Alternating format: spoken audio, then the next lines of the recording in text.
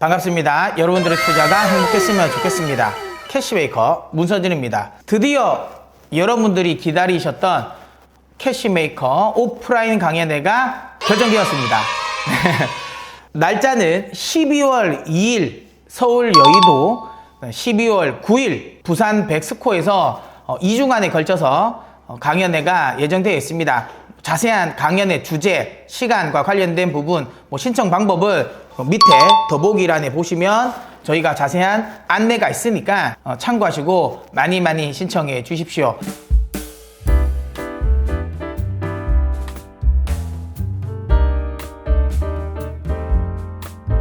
캐시메이커 영상으로 저를 보셔도 굉장히 잘생겼다고 생각하실 건데 직접 또 보시면 또 훨씬 더 잘생겼다 생각을 하실 수 있을 겁니다. 아무튼 저와 직접적인 또 소통도 하실 수 있고요. 아무래도 영상에서 또 하기 어려운 말들, 이런 말들을 또 제가 조금 더 디테일하고 좀 상세하게 또 이야기 드릴 수 있는 게 또 오프라인만의 또 장점이니까 많이 신청해 주십시오. 자, 그러면 바로 영상 시작해 보도록 하겠습니다. 오늘 영상은 에코프로 BM 분석 영상입니다. 2차전지 쪽이 단기적인 성장성 둔화에 대한 우려감이 나오면서 가격 조정을 주고 주가 탄력이 둔해진 거는 인정해야 되는 건 맞죠. 하지만 그럼에도 불구하고 전기차 시장이 여기서 역성장을 할 것이다 라고 생각할 수는 없거든요. 그렇다면 지금 현재 주가 조정, 최근 들어서는 리튬 가격이 많이 빠지고 있잖아요. 리튬 가격이 빠지고 있음에도 불구하고 주가 자체가 10월 저점을 지금 안 깨고 있단 말이에요. 이런 것들을 보면 이제 가격 조정은 좀 마무리된 시점이 아닌가라는 생각을 하고요. 그렇다면 또 신규로 한번 공략도 가능할 것 같고, 또 하나는 추가 매수에 대한 생각도 지금 정도는 좀 해볼만 하지 않을까라는 생각을 해서 에코프로 BM을 가지고 나오게 됐습니다. 자, 그러면 이번 영상 끝까지 집중해서 시청해 주시길 바랍니다. 전기차 인기가 시들해졌다라는 거죠. 대부분 주요 증권사 하우스들의 뷰에서 2차 전지에 대한 부정적인 의견을 내는 핵심은 전기차 시장의 인기가 시들해졌다라는 거죠. 실용성을 좀 생각하는 사람들이 사야 되기 때문에 조금 더 깐깐해진 건 맞습니다. 그렇기 때문에 확실하게 예전에만큼 폭발적으로 늘어나는 건 아닌 건 맞다. 그 이유가 있을 거 아니에요. 충전 속도가 느리고, 그 다음에 화재 위험에 대한 우려감, 그 다음에 가격이 너무 높다라든지 이런 것들이 많긴 한데, 저는 그것도 있긴 한데요. 하나는 그거 같아요. 뭐냐면 전기차가 소비자들이 선택하기에는 선택의 폭이 너무 좁다라는 거예요. 근데 이제 이런 부분은 내년이면 해소될 가능성이 저는 높다라고 봅니다. 왜냐하면 여기 표를 보시면 아시겠지만 주요 자동차 메이커들이 신규 라인업들을 지금 내놓고 있다라는 거죠. 그러면 원래 좀 부진했던 부분이 조금 개선될 여지가 있다라고 저는 생각을 하고요. 또 최근에 나오는 뉴스를 보면 미국 쪽에서 자, 그 다음에 이제 많이 이야기가 나오는 건 유럽 시장의 성장 둔화, 요 포인트거든요. 대부분의 전기차에 대한 부정적인 리포트를 낼 때 핵심은 이거거든요.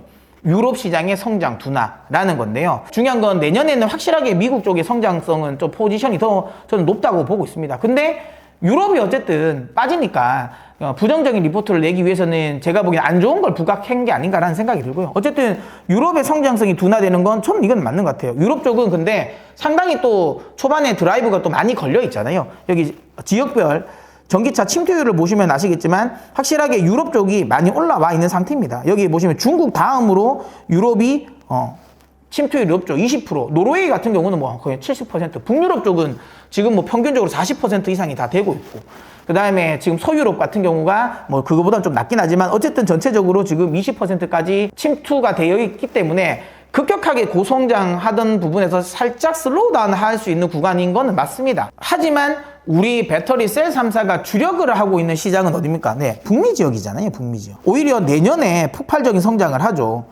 지금 이제 10%대 초반의 침투율인데 내년에 되면 이게 10% 후반대까지 침투율이 높아진다라는 거죠. 우리나라 배터리 셀 3사들의 주 무대가 또 북미 지역이잖아요. 그러면 오히려 실적에 대한 개선 기대감은 또 있다. 그리고 하반기에는 어떻게 될지는 모르겠지만 최소한 상반기까지는 또 AMPC 효과는 또 계속 커질 수밖에 없다라는 걸 감안한다면 저는 충분히 4분기가 저점이 되지 않을까라는 생각을 합니다. 자, 그 다음에 이제 원자재 가격에 대한 가격 변동성이 확인됐다라는 거죠. 그렇기 때문에 이게 성장주가 아니라 경기 민감주다라고 이제 해석을 하는 거죠. 그래서 성장주 멀티플을 주면 안 된다라는 거죠. 이거는 제가 보기에는 반은 인정을 해야 되고요. 그렇다 하더라도 반은 인정을 못 하겠다라는 겁니다. 어떤 편이 반을 인정을 하냐? 원재료 가격에 주가가 변동성을 키우는 건 맞다라는 건 이번에 확인이 됐잖아요. 지금까지는 원자재 가격에 대해서 계속 오를 때만 긍정적인 요인만 우리가 접했다가 리튬 가격이라든지 니켈 가격이 급락을 하면서 확실하게 ASP가 떨어지고 그 영향이 실적에 악영향을 준다라는 걸 우리가 확인을 했기 때문에 이걸 애써 무시하면 안 돼요. 일단은 받아들일 건 받아들여야 됩니다. 확실하게 변동성이 있는 건 맞아요. 하지만 왜 제가 이건 반은 인정하지만 반은 인정하지 못한다는 건 그렇다고 해서 그럼 이게 경기 민감주냐라는 거죠.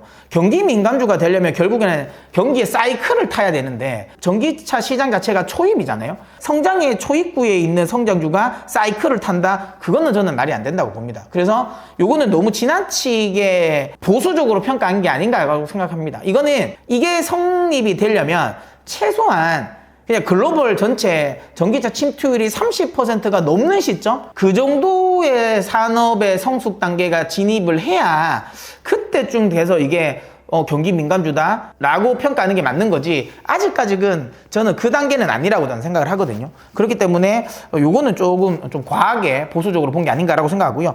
원자재 가격 하락의 변동성도 지금 가격의 상당 부분 좀 녹아나 있는 건 맞는 것 같아요. 왜 제가 이 말씀을 드리냐면 저는 이게 지금 탄산 리튬 가격 선물 가격표인데 15만 위안 밑으로는 안 판다고 했었거든요. 그래서 이제 리튬 가격은 바닥은 잡았구나라고 제가 말씀 또 많이 드렸는데 요즘에 아시겠지만 깨고 내려갔습니다. 10월 지금 5월 저점을 깨고 내려갔어요. 그래서 지금 오늘자 기준, 녹화일 오늘자 기준으로 보면 탄산 리튬 가격이 13만 위안까지 떨어져 버렸습니다.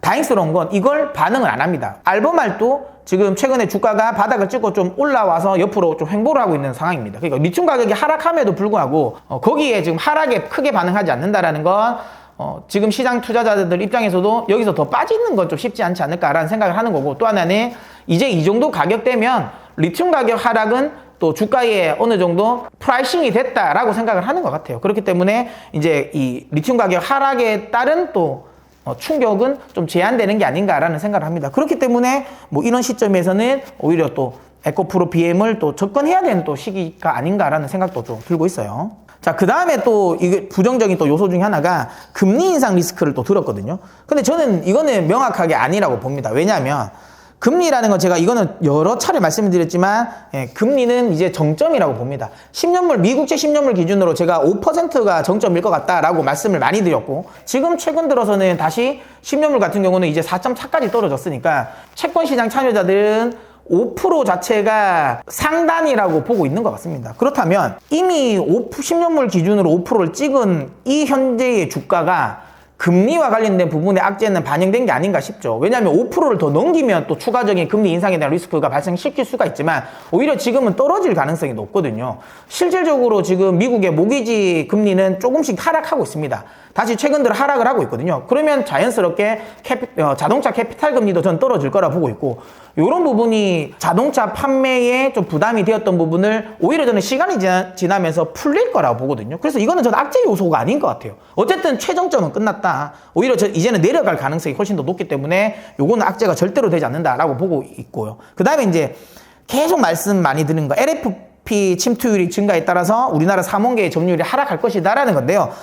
이거는 저는 계속 진짜 엄청나게 많이 말씀을 많이 드리지만 LFP를 써야 할 차가 있고요, 3원계를 써야 할 차가 따로 있어요. 아니 어떻게 모든 차를 LFP로 합니까? 그건 사실 말이 안 돼. 그거는 전기차 전체 시장에 오히려 악재예요. 3원계는 비싼 게 맞잖아요. 비싼 마테리얼을 달면 당연히 자동차 값이 높아질 수밖에 없고, 그렇다면 소비자들의 선택의 폭이 좁아들 수밖에 없어요. 그렇기 때문에 당연히 완성차 입장에서는 그렇게 하지 않으려고 합니다.